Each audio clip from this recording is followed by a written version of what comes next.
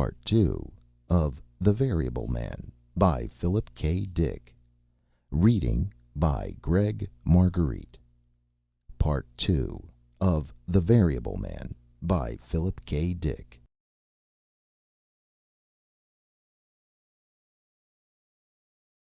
Chapter 3. Eric Reinhardt examined the vidsender box carefully, turning it around and around. Then he did escape from the blast, Dixon admitted reluctantly.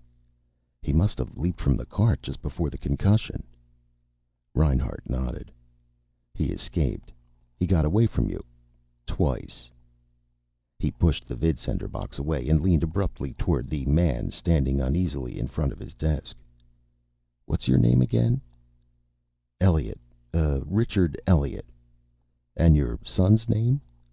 "Stephen." "It was last night that this happened?" About 8 o'clock." "Go on." "Stephen came into the house. He acted queerly. He was carrying his intersystem vidsender." Elliot pointed at the box on Reinhardt's desk. "That." He was nervous and excited. I asked what was wrong. For a while he couldn't tell me. He was quite upset. Then he showed me the vidsender. Elliot took a deep, shaky breath. "I could see right away it was different. You see, I'm an electrical engineer. I had opened it once before to put in a new battery. I had a fairly good idea how it should look." Elliot hesitated. "Commissioner, it had been changed. A lot of the wiring was different. Moved around. Relays connected differently. Some parts were missing. New parts had been jury-rigged out of old. Then I discovered the thing that made me call security.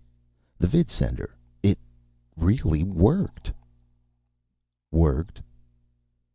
"You see, it never was anything more than a toy, with a range of a few city blocks, so the kids could call back and forth from their rooms, like a sort of portable vidscreen. Commissioner, I tried out the vidsender, pushing the call button and speaking into the microphone. I got a ship of the line. A battleship, operating beyond Proxima Centaurus, over 8 light years away, as far out as the actual vidsenders operate. Then I called security right away." For a time Reinhardt was silent. Finally he tapped the box lying on the desk. "You got a ship of the line with this?" "That's right." "How big are the regular vidsenders?" Dixon supplied the information. "As big as a 20-ton safe." "That's what I thought." Reinhardt waved his hand impatiently. "All right, Elliot. Thanks for turning the information over to us. That's all." Security police led Elliot outside the office. Reinhardt and Dixon looked at each other. "This is bad," Reinhardt said harshly. "He has some ability, some kind of mechanical ability. Genius, perhaps, to do a thing like this. Look at the period he came from, Dixon. The early part of the 20th century, before the wars began. That was a unique period. There was a certain vitality, a certain ability. It was a period of incredible growth and discovery. Edison, Pasteur, Burbank, the Wright brothers. Inventions and machines. People had an uncanny ability with machines, a kind of intuition about machines, which we don't have." "You mean?" "I mean, a person like this coming into our time is bad in itself, war or no war. He's too different. He's oriented along different lines. He has abilities we lack. This fixing skill of his, it throws us off, out of kilter. And with the war. Now I'm beginning to understand why the SRB machines couldn't factor him. It's impossible for us to understand this kind of person. Winslow says he asked for work, any kind of work. The man said he could do anything, fix anything. Do you understand what that means?" "No," Dixon said. "What does it mean?" "Can any of us fix anything? No. None of us can do that. We're specialized. Each of us has his own line, his own work. I understand my work. You understand yours. The tendency in evolution is toward greater and greater specialization. Man's society is an ecology that forces adaptation to it. Continual complexity makes it impossible for any of us to know anything outside our own personal fields. I can't follow the work of the man sitting at the desk next to me. Too much knowledge has piled up in each field, and there's too many fields. This man is different. He can fix anything, do anything. He doesn't work with knowledge, with science, the classified accumulation of facts. He knows nothing. It's not in his head, a form of learning. He works by intuition. His power is in his hands, not his head. Jack of all trades, his hands, like a painter, an artist, in his hands, and he cuts across our lives like a knife blade. And the other problem? The other problem is that this man, this variable man, has escaped into the Albertine mountain range. Now we'll have one hell of a time finding him. He's clever in a strange kind of way, like some sort of animal. He's going to be hard to catch. Reinhardt sent Dixon out. After a moment, he gathered up the handful of reports on his desk and carried them up to the SRB room. The SRB room was closed up, sealed off by a ring of armed security police. Standing angrily before the ring of police was Peter Sherikov, his beard wagging angrily, his immense hands on his hips. "What's going on?" Sherikov demanded. "Why can't I go in and peep at the odds?" "Sorry." Reinhardt cleared the police aside. "Come inside with me. I'll explain." The doors opened for them and they entered. Behind them the doors shut and the ring of police formed outside. "What brings you away from your lab?" Reinhardt asked. Sherikov shrugged. "Several things. I want to see you. I called you on the vidphone and they said you weren't available. I thought maybe something had happened. What's up?"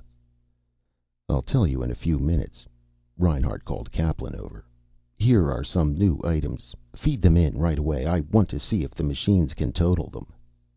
"Certainly, Commissioner."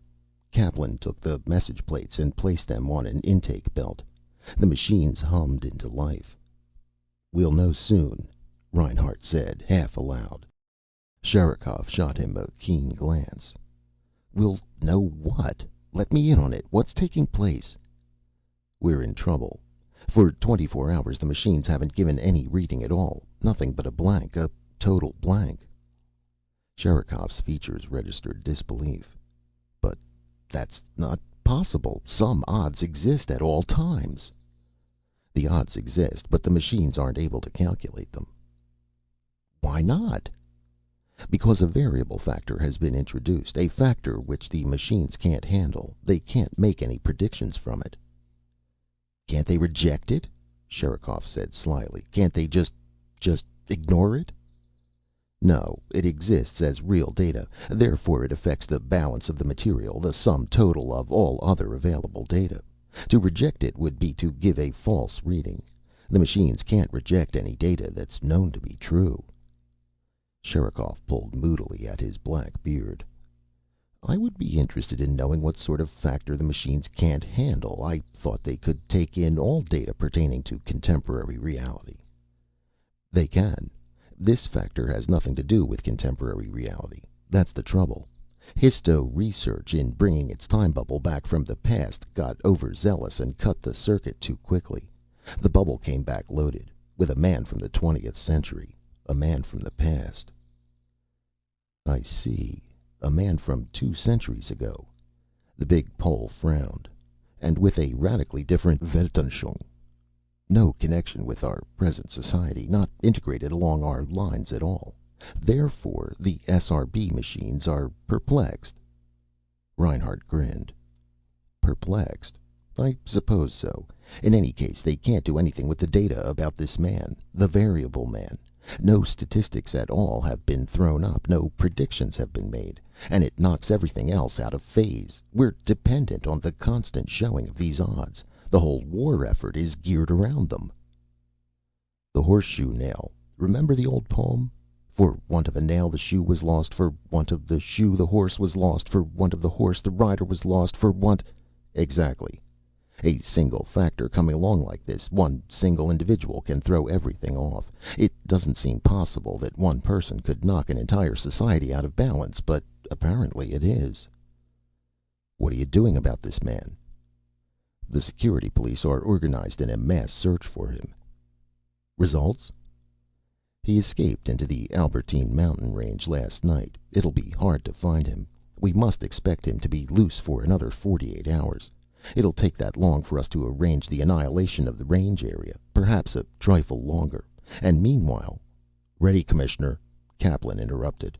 The new totals. The SRB machines had finished factoring the new data. Reinhardt and Sherikov hurried to take their places before the view windows. For a moment, nothing happened. Then the odds were put up, locking in place. Sherikov gasped. 99-2 in favor of Terra. That's wonderful. Now we... The odds vanished. The new odds took their place. 97-4 in favor of Centaurus. Sherikov groaned in astonished dismay. Wait, Reinhardt said to him. I don't think they'll last. The odds vanished. A rapid series of odds shot across the screen, a violent stream of numbers changing almost instantly. At last the machines became silent. Nothing showed. No odds, no totals at all. The view windows were blank. You see, Reinhardt murmured. The same damn thing. Sherikov pondered. Reinhardt, you're too Anglo-Saxon, too impulsive. Be more Slavic. This man will be captured and destroyed within 2 days. You said so yourself. Meanwhile, we're all working night and day on the war effort. The war fleet is waiting near Proxima, taking up positions for the attack on the Centaurans. All our war plants are going full blast. By the time the attack date comes, we'll have a full-sized invasion army ready to take off for the long trip to the Centauran colonies. The whole Terran population has been mobilized. The 8 supply planets are pouring in material. All this is going on night and day, even without odds showing. Long before the attack comes, this man will certainly be dead, and the machines will be able to show odds again. Reinhardt considered. But it worries me, a man like that out in the open, loose. A man who can't be predicted. It goes against science. We've been making statistical reports on society for 2 centuries. We have immense files of data. The machines are able to predict what each person and group will do at a given time, in a given situation. But this man is beyond all prediction. He's a variable. It's contrary to science. The indeterminate particle. What's that? The particle that moves in such a way that we can't predict what position it will occupy at a given second. Random. The random particle. Exactly. It's unnatural. Sherikov laughed sarcastically. Don't worry about it, Commissioner. The man will be captured and things will be returned to their natural state. You'll be able to predict people again, like laboratory rats in a maze. By the way, why is this room guarded? I don't want anyone to know the machines show no totals. It's dangerous to the war effort. Margaret Duff, for example? Reinhardt nodded reluctantly. They're too timid, these parliamentarians. If they discover we have no SRB odds, they'll want to shut down the war planning and go back to waiting. Too slow for you, Commissioner. Laws, debates, council meetings, discussions. Saves a lot of time if one man has all the power, one man to tell people what to do, think for them, lead them around. Reinhardt eyed the big pole critically. That reminds me, how is Icarus coming? Have you continued to make progress on the control turret? A scowl crossed Sherikov's broad features. The control turret? He waved his big hand vaguely. I would say it's coming along all right. We'll catch up in time. Instantly, Reinhardt became alert. Catch up? You mean you're still behind? Somewhat. A little, but we'll catch up. Sherikov retreated toward the door. Let's go down to the cafeteria and have a cup of coffee. You worry too much, Commissioner. Take things more in your stride. I suppose you're right. The 2 men walked out into the hall. I'm on edge. This variable man, I can't get him out of my mind. Has he done anything yet? Nothing important. Rewired a child's toy, a toy vidsender. Oh? Sherikov showed interest. What do you mean? What did he do? I'll show you. Reinhardt led Sherikov down the hall to his office. They entered and Reinhardt locked the door. He handed Sherikov the toy and roughed in what Cole had done. A strange look crossed Sherikov's face. He found the studs on the box and depressed them. The box opened. The big Pole sat down at the desk and began to study the interior of the box. "You're sure it was the man from the past who rewired this?" "Of course. On the spot. The boy damaged it playing. The variable man came along and the boy asked him to fix it. He fixed it all right." "Incredible." Sherikov's eyes were only an inch from the wiring. "Such tiny relays. How could he?" "What?" "Nothing." Sherikov got abruptly to his feet, closing the box carefully. "Can I take this along to my lab? I'd like to analyze it more fully." "Of course, but why?" "No special reason. Let's go get our coffee." Sherikov headed toward the door. "You say you expect to capture this man in a day or so?" "Kill him, not capture him. We've got to eliminate him as a piece of data. We're assembling the attack formations right now. No slip-ups this time. We're in the process of setting up a cross-bombing pattern to level the entire Albertine range. He must be destroyed within the next 48 hours." Sherikov nodded absently. "Of course," he murmured. A preoccupied expression still remained on his broad features. "I understand perfectly." Thomas Cole crouched over the fire he had built, warming his hands. It was almost morning. The sky was turning violet gray. The mountain air was crisp and chill. Cole shivered and pulled himself closer to the fire. The heat felt good against his hands. His hands. He gazed down at them, glowing yellow-red in the firelight. The nails were black and chipped, warts and endless calluses on each finger and the palms. But they were good hands. The fingers were long and tapered. He respected them, although in some ways he didn't understand them. Cole was deep in thought, meditating over his situation. He had been in the mountains 2 nights and a day. The first night had been the worst, stumbling and falling, making his way uncertainly up the steep slopes, through the tangled brush and undergrowth. But when the sun came up, he was safe, deep in the mountains, between 2 great peaks, and by the time the sun had set again, he had fixed himself up a shelter and a means of making a fire. Now he had a neat little box trap, operated by a plaited grass rope, and pit, a notched stake. 1 rabbit already hung by his hind legs, and the trap was waiting for another. The sky turned from violet gray to a deep cold gray, a metallic color. The mountains were silent and empty. Far off someplace a bird sang, its voice echoing across the vast slopes and ravines. Other birds began to sing. Off to his right something crashed through the brush, an animal pushing its way along. Day was coming. His second day. Cole got to his feet and began to unfasten the rabbit. Time to eat. And then? After that, he had no plans. He knew instinctively that he could keep himself alive indefinitely with the tools he had retained and the genius of his hands. He could kill game and skin it. Eventually, he could build himself a permanent shelter, even make clothes out of hides in winter. But he was not thinking that far ahead. Cole stood by the fire, staring up at the sky, his hands on his hips. He squinted, suddenly tense. Something was moving, something in the sky, drifting slowly through the grayness. A black dot. He stamped out the fire quickly. What was it, he strained, trying to see? A bird? A second dot joined the first. 2 dots. Then 3, 4, 5. A fleet of them, moving rapidly across the early morning sky toward the mountains. Toward him. Cole hurried away from the fire. He snatched up the rabbit and carried it along with him into the tangled shelter he had built. He was invisible inside the shelter. No one could find him. But if they had seen the fire... He crouched in the shelter, watching the dots grow larger. They were planes, all right. Black, wingless planes, coming closer each moment. Now he could hear them, a faint, dull buzz, increasing until the ground shook under him. The first plane dived. It dropped like a stone, swelling into a great black shape. Cole gasped, sinking down. The plane roared in an arc, swooping low over the ground. Suddenly, bundles tumbled out. white bundles, falling and scattering like seeds. The bundles drifted rapidly to the ground. They landed.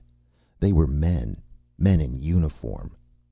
Now the second plane was diving. It roared overhead, releasing its load. More bundles tumbled out, filling the sky. The third plane dived, then the fourth. The air was thick with drifting bundles of white, a blanket of descending weed spores settling to earth. On the ground, the soldiers were forming into groups. Their shouts carried to Cole, crouched in his shelter. Fear leaped through him. They were landing on all sides of him. He was cut off. The last two planes had dropped men behind him. He got to his feet, pushing out of the shelter. Some of the soldiers had found the fire, the ashes and coals. One dropped down, feeling the coals with his hand. He waved to the others. They were circling all around, shouting and gesturing. One of them began to set up some kind of gun. Others were unrolling coils of tubing, locking a collection of strange pipes and machinery in place. Cole ran. He rolled down a slope, sliding and falling. At the bottom, he leaped to his feet and plunged into the brush. Vines and leaves tore at his face, slashing and cutting him. He fell again, tangled in a mass of twisted shrubbery. He fought desperately, trying to free himself. If he could reach the knife in his pocket. Voices. Footsteps. Men were behind him, running down the slope. Cole struggled, frantically gasping and twisting, trying to pull loose. He strained, breaking the vines, clawing at them with his hands. A soldier dropped to his knee, leveling his gun.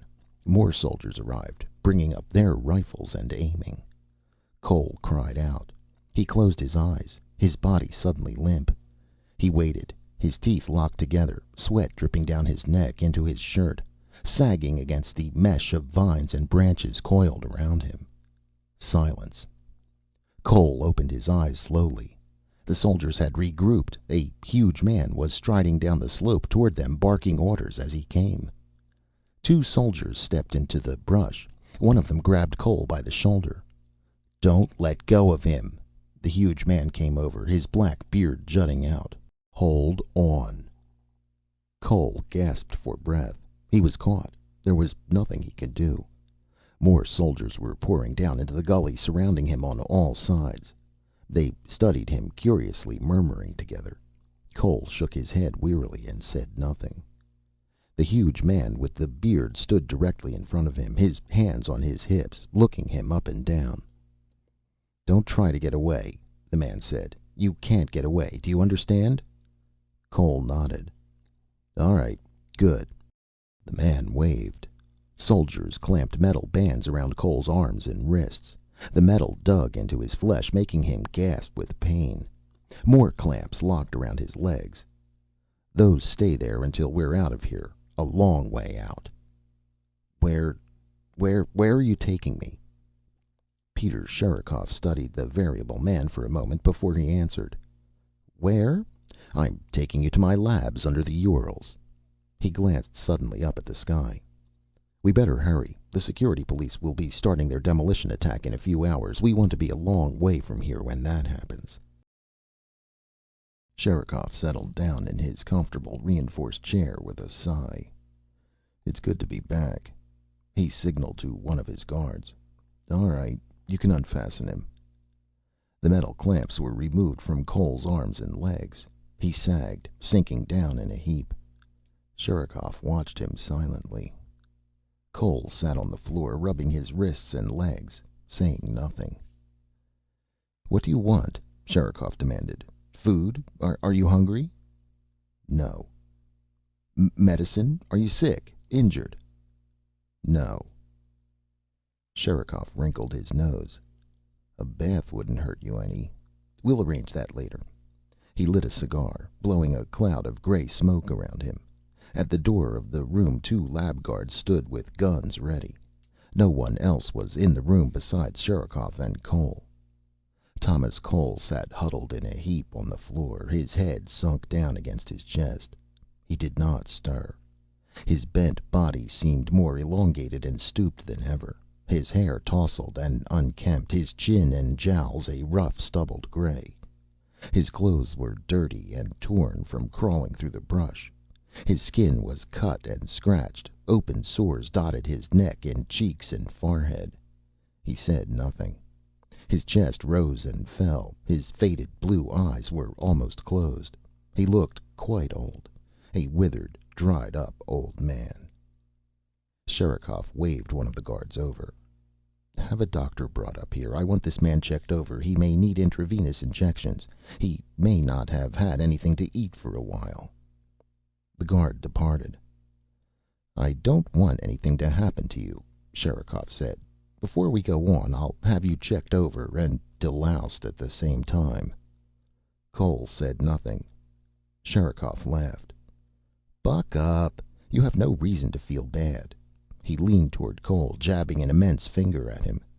"Another 2 hours and you'd have been dead out there in the mountains. You know that?" Cole nodded. "You don't believe me? Look." Sherikov leaned over and snapped on the vidscreen mounted on the wall. "Watch this.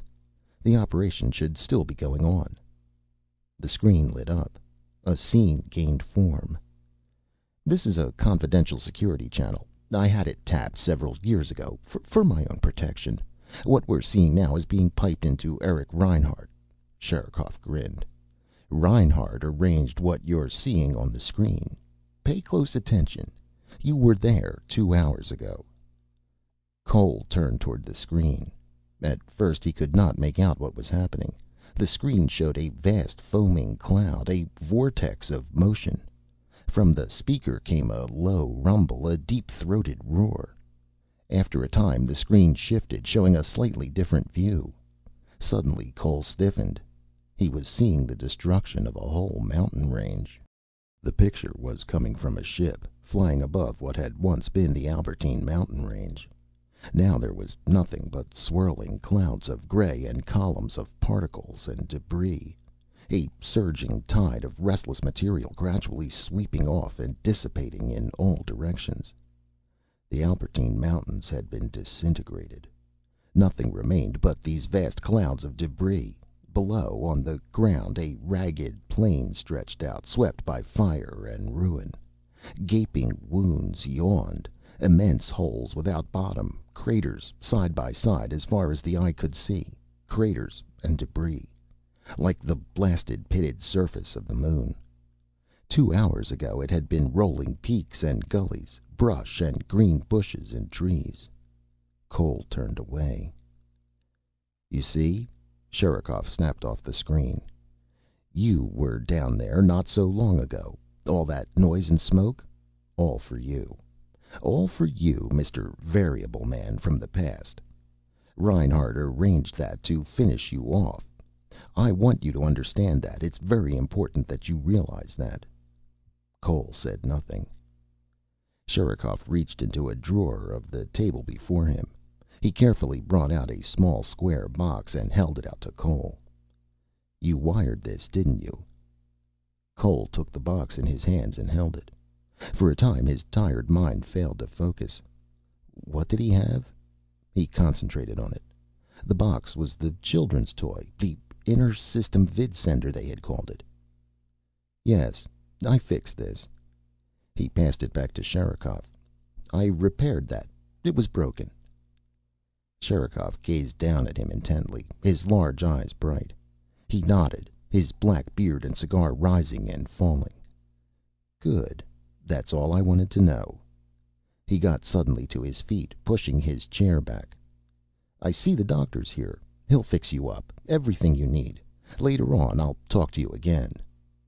Unprotesting, Cole got to his feet, allowing the doctor to take hold of his arm and help him up. After Cole had been released by the medical department, Sherikov joined him in his private dining room, a floor above the actual laboratory. The Pole gulped down a hasty meal, talking as he ate. Cole sat silently across from him, not eating or speaking. His old clothing had been taken away and new clothing given him. He was shaved and rubbed down. His sores and cuts were healed, his body and hair washed. He looked much healthier and younger now, but he was still stooped and tired, his blue eyes worn and faded. He listened to Sherikov's account of the world of 2136 AD without comment.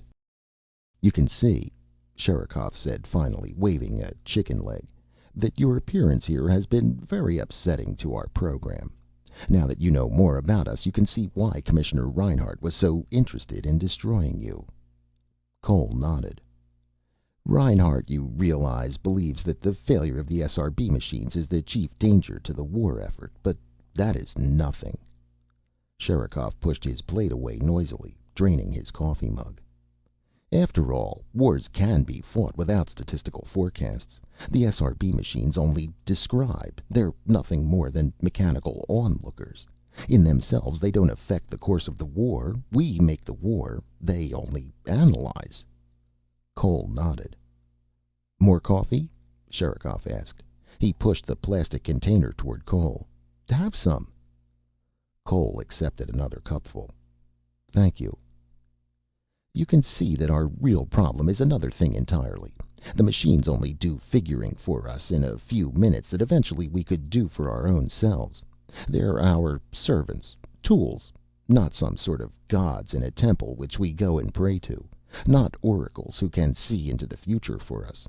They don't see the future. They only make statistical predictions, not prophecies. There's a big difference there, but Reinhardt doesn't understand it. Reinhardt and his kind have made such things as the SRB machines into gods. But I have no gods. At least, not any I can see." Cole nodded, sipping his coffee. "I'm telling you all these things because you must understand what we're up against. Terra is hemmed in on all sides by the ancient Centaurian Empire. It's been out there for centuries, thousands of years, no one knows how long. It's old, crumbling and rotten, corrupt and venal. But it holds most of the galaxy around us, and we can't break out of the Sol system. I told you about Icarus and Hedge's work in FTL flight. We must win the war against Centaurus. We've waited and worked a long time for this. The moment when we can break out and get room among the stars for ourselves. Icarus is the deciding weapon. The data on Icarus tipped the SRB odds in our favor, for the first time in history. Success in the war against Centaurus will depend on Icarus, not the SRB machines. You see?" Cole nodded. "However, there is a problem. The data on Icarus, which I turned over to the machines, specified that Icarus would be completed in 10 days. More than half that time has already passed, yet we are no closer to wiring up the control turret than we were then. The turret baffles us." Sherikov grinned ironically. "Even I have tried my hand at the wiring, but with no success. It's intricate and small. Too many technical bugs not worked out. We are building only one, you understand. If we had many experimental models worked out before—" "But this is the experimental model," Cole said. "And built from the designs of a man dead 4 years who isn't here to correct us. We've made Icarus with our own hands, down here in the labs, and he's giving us plenty of trouble." All at once, Sherikov got to his feet. "Let's go down to the lab and look at him." They descended to the floor below, Sherikov leading the way. Cole stopped short at the lab door. "Quite a sight," Sherikov agreed. "We keep him down here at the bottom for safety's sake. He's well protected. Come on in. We have work to do." In the center of the lab, Icarus rose up, the gray, squat cylinder that someday would flash through space at a speed of thousands of times that of light, toward the heart of Proxima Centaurus, over 4 light years away. Around the cylinder, groups of men in uniform were laboring feverishly to finish the remaining work. "Over here. The turret." Sherikov led Cole over to one side of the room. "It's guarded. Centaurian spies are swarming everywhere on Terra. They see into everything, but so do we. That's how we get information for the SRB machines. Spies in both systems." The translucent globe that was the control turret reposed in the center of a metal stand, an armed guard standing at each side. They lowered their guns as Sherikov approached. "We don't want anything to happen to this," Sherikov said. "Everything depends on it." He put out his hand for the globe. Halfway to it, his hand stopped, striking against an invisible presence in the air. Sherikov laughed. "The wall. Shut it off. It's still on."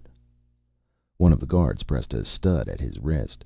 Around the globe, the air shimmered and faded. Now! Sherikov's hand closed over the globe.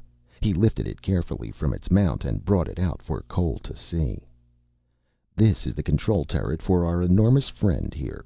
This is what will slow him down right when he's inside Centaurus. He slows down and re-enters this universe, right in the heart of the star. Then no more Centaurus." Sherikov beamed. "And no more Armun."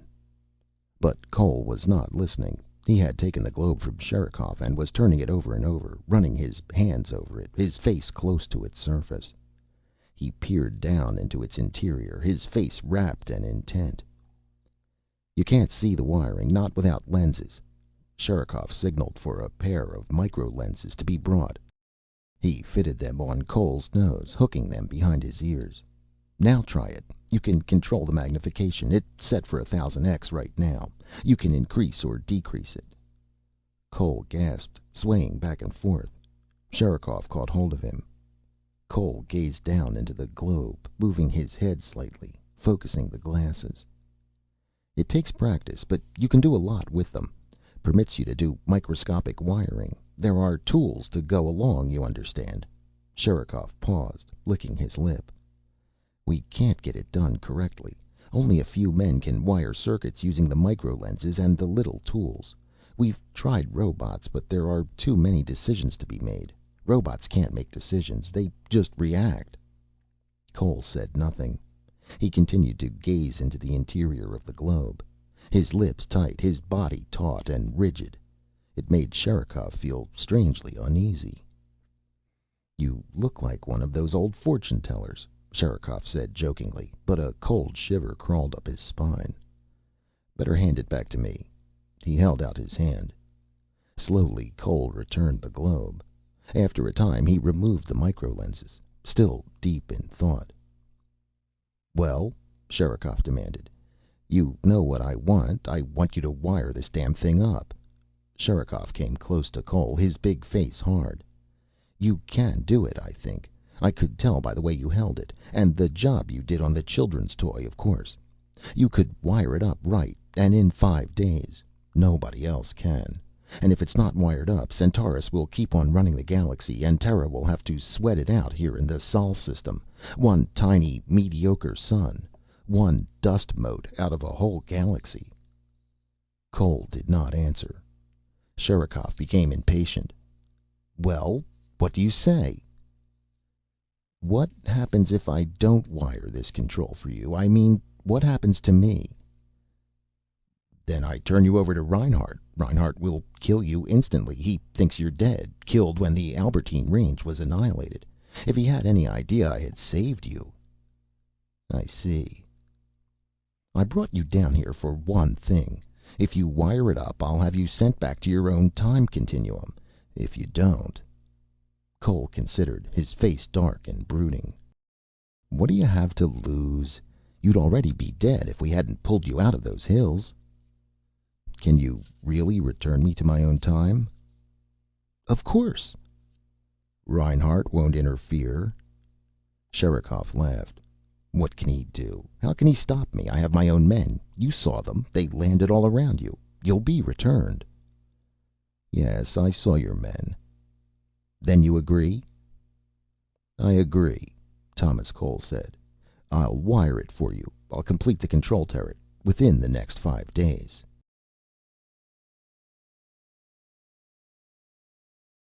End of Part 2 of The Variable Man by Philip K. Dick.